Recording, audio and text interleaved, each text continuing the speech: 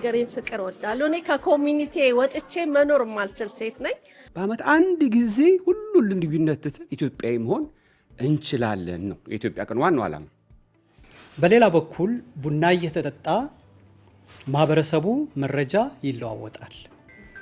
ቡናው ተፈልቶ እስከ 3ኛ እስኪጠጣ ድረስ አቋርጦ መሄድ ነውር ነው። አፍልቼ ቡናው ሲቀዳ አንደኛው አባት ምን አሉኝ፣ እንዲህ ያንቺ ቡና ደግሞ ከ3ኛ ነው እንዲህ የሚጀምረው አሉ። እኔ ማይቼ አንዴ እስቲ መጨረሻ ከጠጡ ያው አንጠጣም፣ ግን ከጠጡ በኋላ ሲኒ ያነሳው እንዲህ ስና የተባረርንበት አለና በ12 ዓመቴ ቡና መጠጣት ለመድኩ።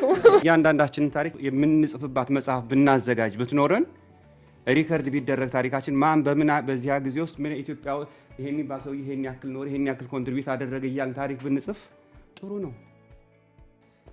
ሰላም ጤና ይስጥልን ክቡራን ተመልካቾቻችን፣ በእያላችሁበት ቦታ ሁሉ ጥሩ ጊዜ ነው የምንመኘው። ዛሬ ወደ እናንተ ይዤላችሁ የመጣሁት ባለፈው ኖቬምበር 30 ላይ ሲዩስ አዘጋጆች 4ኛ ጊዜ ለተከበረው ለኢትዮጵያ ቀን ሲዩስ በጉልበታቸው ላግዟቸው ወገኖቻችን ለማመስገን በበርን እንጀራ ሬስቶራንት የአፐሩ ፕሮግራም አዘጋጅቶ ነበሩ። ስለሆነም እኔም በቦታው ስለነበርኩኝ ታዳምጡ መልካም ነው ያልኳቸውን አጫጭር መረጃዎችን ይዤላችሁ መጥቻለሁ። እስከ ፍጻሜው አብራችሁን ቆዩ። ከነዚህም ጥቂቶቹን መጥቀስ ያክል አገርና ሕዝብን ከማገልገል የበለጠ ምን የሚያስደስት ነገር አለ? ሁላችንም የተደመመንበት እንዲሁም የተደነቅንበት ጊዜ ነበር። አንደኛው 4 ዓመታት የነበረውን የኢትዮጵያ ቀን አከባበር ዞር ብለን እንድናይ ዶክመንተሪ ቪዲዮ ቀርቦ ነበር። በዛ ቪዲዮ ሁላችንም ለዚህ ቀን ለዚህ ለክብረ በዓል ምን ያህል አስተዋጽኦ እንዳበረከተን የሚያሳይ ነበር። ከዛም ባለፈ በዚህ ዕለት በአፐሩ ጊዜ በዋናነት በጨዋታ መልክ የቡና ታሪክ የተነሳ ሲሆን በቡና ምክንያት እንደ ባህላችን ጎረቤቱ አንዳችን ምክንያት ሳይፈጥር ሁሉም ተጠርቶ አንድ ቡና ተቃምሶ ይኖር እንዳልነበረው ሁሉ ዛሬ ግን ህዝባችን ተበታትኗል። ስለዚህም እንደ ጥንቱ እንደ መጀመሪያ ባህላችን ዛሬም መሰባሰባችን ባህላችን እንድናደርገው ልዩነታችን እናጠባው እንዲሁም ከመካከላችን እናጥፋ በሚል መሪ ሐሳብ ተወያይተውበታል። ሰከንድ ጄኔሬሽን ወይም ቀጣይ ትውልድ የሚባሉት ወጣት ልጆች ስለ ኢትዮጵያ ቀን ምንድነው የሚሉት? I can really understand if it's hard for second generations to grow up between cultures. You have certain expectations you have to fulfill at home and you have to fulfill outside to also integrate in this society here. I feel like everyone is integrating very well and sometimes you maybe forget to reconnect with your roots. And I feel like because the different generations or the older generations sometimes have a different mindset or are not very open, maybe we tend to distance ourselves from the culture instead of like building our own community and our own culture.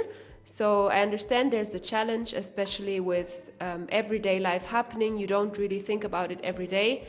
But I feel like everyone, somewhere in their heart, they have a longing to reconnect with their culture, with their home. And I think now is the time to do it in our own way. So yeah, I'm excited to reconnect also with people who are my age, who were born here, or who were adopted, or who've lived here for several years. Yes, so I would love to come together more and connect more. ምን አይነት ነገር ነው የተማሩት? ከእንደገና ደግሞ ወደፊት ኢትዮጵያ ቀን ወዴት ደርሶ ማየት ይፈልጋሉ? እንዲሁም ለኢትዮጵያ ቀን ደግሞ በግላቸው ምን አይነት አስተዋጽኦ ማድረግ ይፈልጋሉ የሚሉ ጉዳዮችም ተነስተው ነበር። ከዛም ባሻገር የኢትዮጵያ ቀን የራሱ ዌብሳይት ኦሬዲ ከብቷል። እንደምታውቁት በዌብሳይት ላይ የተለያዩ ኢቨንቶች ባለፈው ዓመት የተካሄዱ ወይም ደግሞ ከተወሰነ ዓመታት በፊት የነበሩ ነገሮች እንዳለ እዛ ላይ ነው የሚወጡት።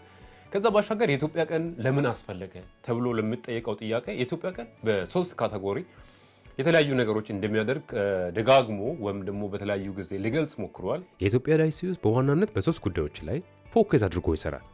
አንደኛ ዘር፣ ሃይማኖት፣ ፖለቲካ ልዩነትን እንደነበረ ሆኖ ለልጆቻችን ስንል በአመት አንድ ቀን አንድ ላይ እንድንሆን ያደርጋል። ሁለተኛ ለአገርና ለህዝባችን የሚጠቅሙ ጉዳዮች ላይ ለሚሰሩ ግለሰቦችና ለማህበራት የእውቅና ሽልማትም ይሰጣል።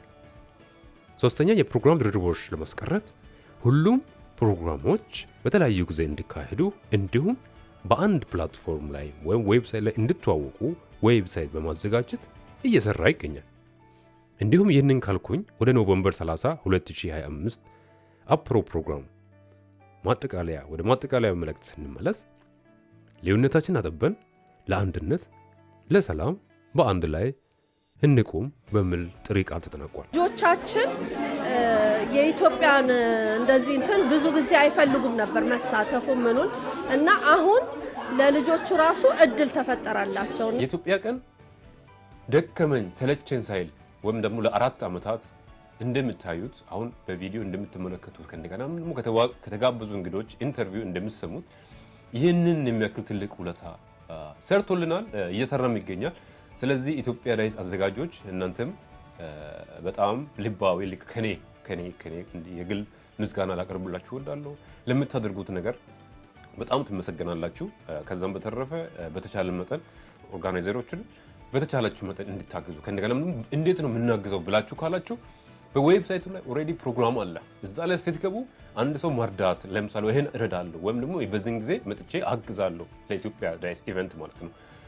ኢቨንቱን በካላንደሩ ላይ አለ፣ እንዴት በምን አይነት ካቴጎሪ ተቀምጦላችኋል። ስለዚህ በዚህን ሰዓት ስማቸውን አስገብታችሁ አፕላይ ታደርጋላችሁ። በዛ መሰረት ይህንን ታላቅ የኢትዮጵያን ቀን ወይም ደግሞ ይህንን ታላቁን የኢትዮጵያን ክብረ በዓል ታደምቃላችሁ። ከእንደገና ደግሞ የታሪኩ ባለቤት ሆናላችሁ ማለት ነው። ሌላኛው ነገር የኢትዮጵያ ቀን አሁን ሰሞኑ በዚህ በኖቬምበር 30 በነበረ ቆይታ የተረዳሁት ታሪክ እንድጻፍ ነው። ኢትዮጵያ ዳይስ የሚፈልገው ታሪክ መጻፍ አለበት። ምክንያቱም ታሪካቸው ዶክመንት ካልተደረገ ዝም ብሎ ኦራል የሚታወቅ ከሆነ የሆነ ሰዓት ላይ የሆነ ነገር ሲከሰት ያን የሚያክል የሰበሰባችሁ እውቀት ማንም ሳያገኘው ሊቀር ይችላል። ለዛ ወይም ደግሞ ምንድነው ለማለት የፈለኩት ኢትዮጵያ ዳይስ በሚያዘጋጀው ፕላትፎርም ታሪክን ዶክመንት አድርገን በጋራ አንድ ላይ ሆነን ለቀጣይ ትውልድ ማስተላለፍ እንድንችል ዘንድ ኢትዮጵያን ቀን ለማስቀጠል ሁላችንም ከኢትዮጵያ ዳይስ ጎን እንቁም።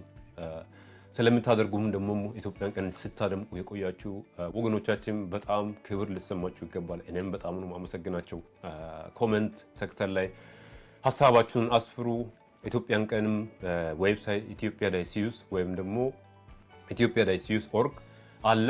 አፕዴትድ ለመሆን በተለያዩ ጊዜ የተለያዩ መረጃዎችን አቶ ቂጣው ያየታቁት እንደሆነ ኢትዮጵያኒስ.ch ላይ በብዛት ያመጣል። እዛ ላይ አፕዴትድ ሆኖ ኢትዮጵያ ዳይስ እንደዚህ አዳዲስ ነገሮች ሲኖሩ በእንደዚሁ ቪዲዮ እየሰራ አስተማሪና አስፈላጊ የሚሉ መረጃዎችን ወደ እናንተ ያመጣል። 5ኛው ዙር ኢትዮጵያ ቀን የሚከበረው ኦገስት 29 2026 ነው የሚሆነው። ስለዚህ ከወዲሁ የኢትዮጵያ ቀን በአክብሮት ቀኑም በአጀንዳችሁ እንድትይዙ አስቀድሞ ተናግሯል። ፈጣሪ ኢትዮጵያንና ሕዝቦቿን ይባርክ። ባላችሁበት ሁሉ ሰላም ሁኑ። በሌላ ጊዜ በቅርብ እንዳልኩ በሌላ ቪዲዮ እመለሳለሁ።